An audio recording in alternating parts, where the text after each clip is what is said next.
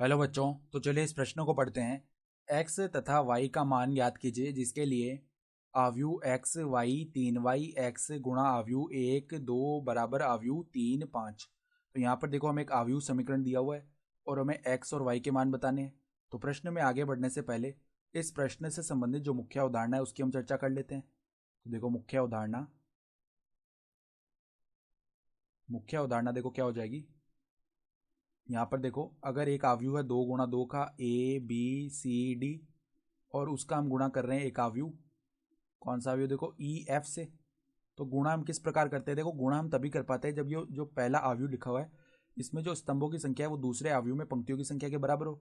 तो जो पहला आव्यूह है उसका जो क्रम है वो 2 गुणा 2 है और दूसरा आव्यूह है उसका क्रम है 2 गुणा 1 है। तो हम देख पा रहे हैं कि पहले में जो स्तंभों की संख्या है वो दूसरे में पंक्तियों की संख्या के बराबर है। तो यहाँ पर जब इनका गुणा करेंगे तो देखो क्या आएगा, एक 2 गुणा 1 क्रम का आव्यूह आएगा। ठीक है, और वो क्या आ जाएगा, देखो ए गुणा होगा ई से तो AE प्लस में बी गुणा होगा एफ के साथ तो BF।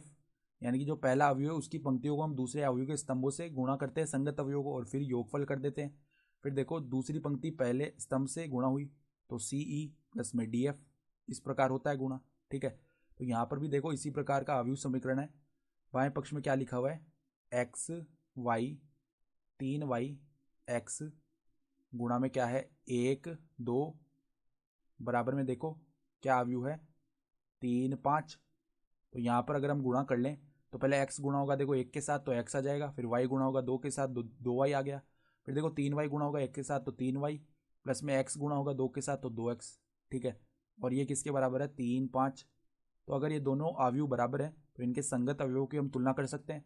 तो x प्लस 2y का जो मान है वो 3 के बराबर आ जाएगा और 3y प्लस में 2x का जो मान है वो 5 के बराबर आ जाएगा। ठीक है, तो अगर x प्लस 2y 3 के बराबर है तो x का मान 3 माइनस 2y आ गया। ये मान हम उठाकर दूसरे समीकरण में रख देते हैं। तो देखो यहाँ पर 3y प्लस में 2 गुणा में x का मान क्या है 3 माइनस 2y बराबर में क्या है 5। ठीक है, तो देखो यहाँ से 3y प्लस में 2 तिया 6 हो गया, माइनस में देखो यहाँ पर 4y बराबर में आ गया 5। ठीक है, तो अब इस 6 को उस तरफ भेजेंगे तो 5 माइनस 6 यानी कि माइनस का 1 हो गया। और यहाँ पर देखो 3y माइनस 4y कितना हो गया, माइनस का y, अर्थात y का मान यहाँ पर आ जाएगा 1। तो y का मान 1 आ गया तो x बराबर क्या हो जाएगा 3 माइनस में 2 गुणा 1 यानी कि 2 हो जाएगा। यानी x का मान कितना आ गया 1 आ गया। तो हम क्या लिख सकते हैं, x बराबर में 1 आ गया और y बराबर में भी 1 आ गया। ठीक है, तो यही हमारे क्या हो गए, उत्तर भी हो गए। तो आशा करता हूँ कि आपको ये प्रश्न समझ में आया होगा। धन्यवाद।